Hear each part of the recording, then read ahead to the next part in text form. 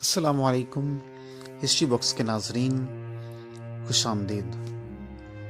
ناظرین، دارالشکوہ شاہ جہاں کے سب سے بڑے صاحبزادے اور مغلیہ روایت کے مطابق اپنے والد کے بعد تخت کے وارث تھے۔ وہ ہندوستان کے ایک ایسے بادشاہ بننے کا خواب دیکھ رہے تھے جو بادشاہت کے ساتھ ساتھ فلسفے، تصوف اور روحانیت پر بھی عبور رکھتا ہو۔ ان کے حوالے سے دستیاب معلومات کے مطابق وہ اپنے عہد کے سرکردہ ہندو، بدھ، جین، عیسائی اور مسلم صوفیوں سے ان کے مذہبی تصورات پر تبادلہ خیال کیا کرتا تھا۔ اسلام کے ساتھ ساتھ انہیں ہندو مذہب میں بھی گہری دلچسپی تھی اور وہ سبھی مذاہب کو برابری کی نظر سے دیکھتے تھے۔ لیکن شاہ جہاں کی بیماری کے بعد دوسرے شہزادے اورنگزیب نے اپنے والد کو بادشاہت سے معزول کر کے انہیں آگرے میں قید کر دیا تھا۔ ناظرین، اورنگزیب نے خود کو بادشاہ قرار دیا اور تخت نشینی کی جنگ میں دارالشکوہ کو شکست دی اور انہیں گرفتار کر کے جیل بھیج دیا گیا۔ شہزادہ دارالشکوہ کو جب گرفتار کر کے دلی لایا گیا تو جسم نازنین پر میلا کا چلا لباس تھا، جہاں سے اسے نہایت بری حالت میں ہاتھی پر سوار کر کے خضر آباد پہنچایا گیا۔ دارالشکوہ کچھ عرصے ایک تنگ و تاریک گوشے میں مقیم رہا اور تھوڑے ہی دنوں میں قتل کیے جانے کا حکم صادر ہوا۔ چند جلاد اس عالیجا کو قتل کرنے کے لیے داخل زنداں ہوئے اور دم بھر میں اس کے گلے پر خنجر پھیر کر حسن و جمال کی اس تصویر کو خاک میں ملا دیا، اسی میلے خون آلود لباس میں جو وہ پہنے ہوئے تھا۔ ناظرین، یہاں سوال یہ پیدا ہوتا ہے کہ لیکن مودی حکومت کو دارا کی قبر کی تلاش کیوں ہے؟ انڈیا میں دارالشکوہ کو ایک اعتدال پسند کردار تصور کیا جاتا ہے۔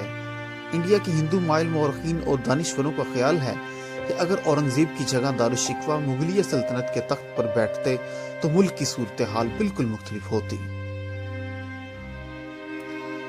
یہ مورخین اورنگزیب کو ایک سخت گیر بنیاد پرست اور متعصب مسلم سمجھتے ہیں جو بقول ان کے ہندوؤں سے نفرت کرتے تھے اور جنہوں نے متعدد مندروں کو مسمار کیا تھا۔ یہ تصور موجودہ دور کے سیاسی بیانیے میں مزید شدت اختیار کر گیا ہے۔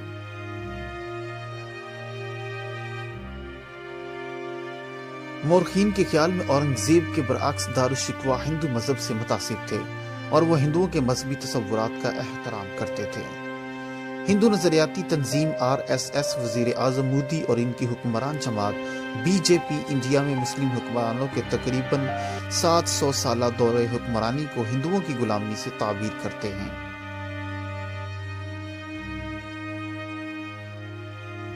ناظرین، عصر حاضر میں مسلم حکمرانی کے دور بالخصوص مغلیہ حکمرانوں اور واقعات کو اکثر انڈیا کے مسلمانوں کے خلاف نفرت پیدا کرنے کے لیے استعمال کیا جاتا رہا ہے۔ اب یہ بیانیہ تخلیق کرنے کی کوشش کی جا رہی ہے کہ دارا موجودہ مسلمانوں سے کہیں زیادہ انڈیا کی مٹی میں گھل مل گیا تھا۔